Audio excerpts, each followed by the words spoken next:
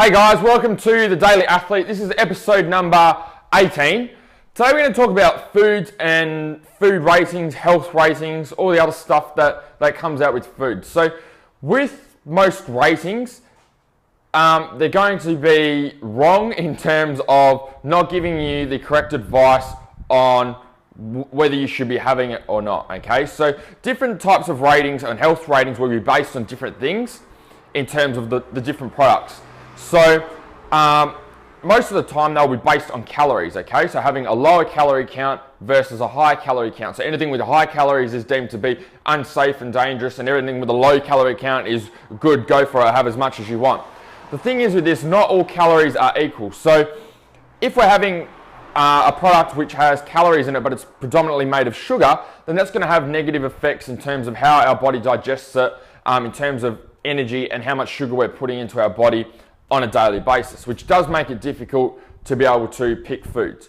With your food, you want to be making sure that you're picking foods which are fresh, which have an expiry date within the week, and don't have any preservatives or don't come in a packet. So companies will use, so if you go to the supermarket, look at all the aisles, the companies will actually use sugar and salt in their products as a preservative. So what this helps to do is suck the moisture out of the product.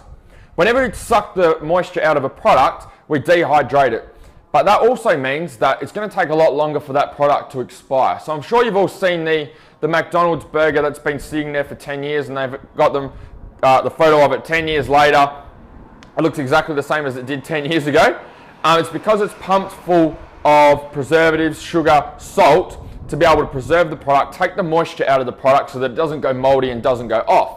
What this means though is that when you may be thinking that you're having a nice meat patty or you're having something that's going to be beneficial for you or good for you, it's actually pumped full of all this other stuff and full of sugar that we don't need and our body doesn't need during the day, okay? So sugar's okay to consume as long as the energy is going to be burnt off, that's cool. If it's not, then that's going to get stored as fat. So we need to make sure that when sugar is going into our body, that it's going to be burnt off. I mean, there are different ways of eating, but some people will say no, don't have sugar. Some people say yes, it's fine. Okay.